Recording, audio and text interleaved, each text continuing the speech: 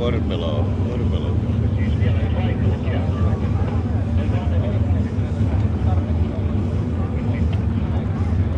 Tää Turpeinen on erittäin hyvässä reaktiokunnossa 019 reaktio ja nainen parantaa tulostaan ja on kädessä Pekka kakkosena, jää yhä kauemmaksi 040 valolla ja 044 Kristian Stranius yritti tuossa vielä tiukasti, mutta meni varasäädön puolelle.